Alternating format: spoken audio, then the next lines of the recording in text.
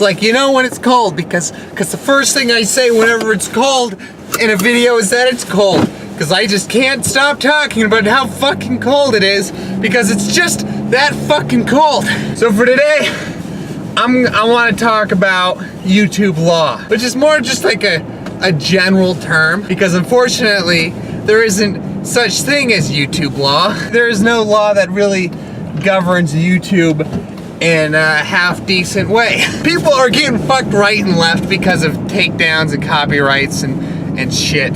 And there's not a lot we can do about it because the law is just such a gray area for YouTube videos. I think the most important thing that I've ever heard in regards to YouTube law is creative, why can't I remember what it's called? I don't know, it's like, God, why can't I fucking, Jesus, fuck me. All right, well, it's this thing that's on the screen. I know what it is, I just don't remember the term. It's like, basically, you can use other people's content as long as it's not like too much of it, or you're not like, or you're changing it in some way, or it's like, it's constructive rather than destructive of that content. And this you would think that this would be enough to like defend YouTube and be good grounds in which to not have copyright problems on your videos and stuff, but it's not. There are people who follow this to a T, be the best they can be, and they still get copyright takedowns because the law is just that fucking ambiguous. I watched Philip DeFranco's video today, not today's his video today, but a video that he made. I watched it today. It was from a couple days ago about a guy named Jim something. Oh my God, why can't I remember anything when I need to? Anyways, Jim, I think his name was. He plays video games or does reviews or something, but he had a video where he basically played this game that was not great. And the title of the video was, "This is the worst game ever, it sucks." And so he just did this, and it was this bad review. Got like 20-something thousand views, I think is what I heard. These guys, they got a takedown. They tried to file a claim on his video or takedown or whatever, notice, and whatever it's fucking called. And so, but he contested it. He said, no, it's not. And then it went in his direction. It was like, oh, okay, it's all good. But then they opened up a lawsuit for like $10 million fucking dollars. And so this guy, basically, if they won this lawsuit, this guy was gonna be fucked for life, just fucked beyond belief, because these guys were a little fucking butthurt of a video that he made. And luckily, it didn't go through, but it still was kind of a sketchy situation. It was still one of those situations where it's like, man, there's no way this should have ever been viable. And it was like kind of viable. Why are there so many fucking cars at this intersection? And it's just like, it's just another notification about how scary YouTube can be if you're not careful, you know? The slightest fucking thing can get your video taken down because the systems in place aren't fucking good. They're not reliable, and then there's like mistakes all the fucking time. YouTube fucks people over who really shouldn't be fucked over, just because it's really hard to make a perfect system, especially when there's so many fucking videos going around on YouTube, and there's just so much shit to keep track of. So you can't really blame them, but it really sucks because there are a lot of people that could easily be completely fucked over by this. And I've seen numerous people get fucked over by this, and they do their best to persevere.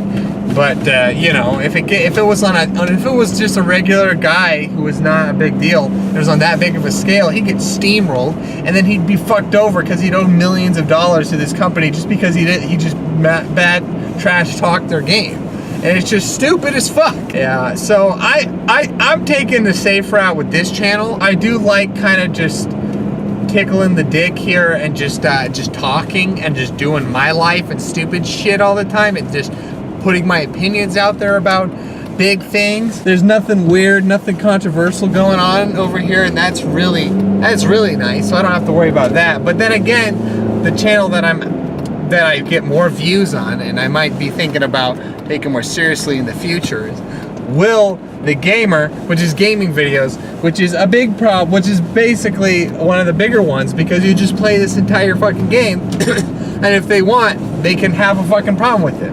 And it makes sense because you're fucking showing their game. Their game is pretty much the content, so it's hard to say like, is this proper use? Is this fair use? There we go, fair fucking use, fair use. Shit. So today, YouTube law has been on my mind, so I just wanted to talk about it. And if this channel was successful, I'd be very excited because in this sort of channel, I would barely have to worry about that shit at all. Fair use, copyright, all that stuff would barely even bother me, and I'd be happy as a little dicky pickle. But if I became a gamer, then I think I'd be putting myself in a precarious situation where if I made one wrong move, somebody might be able to fuck me over.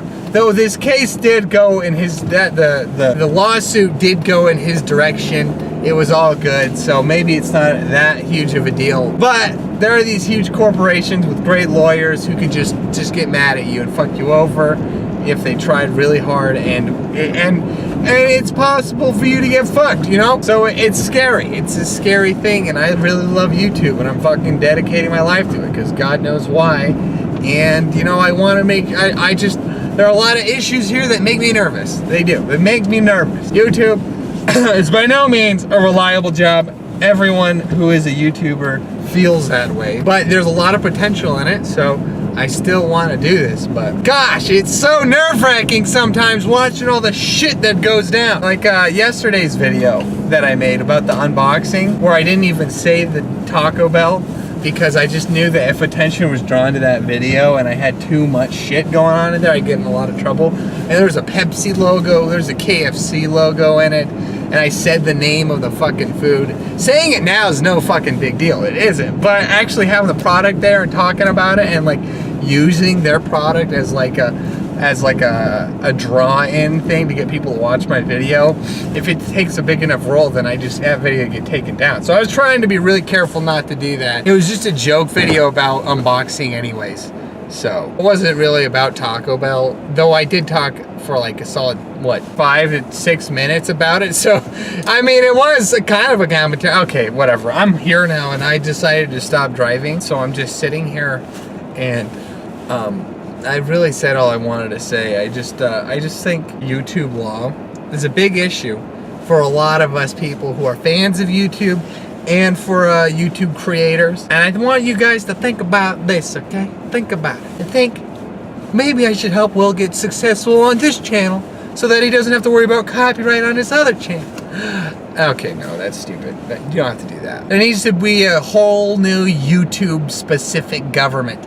A government built just to make YouTube work. Just a whole new internet state.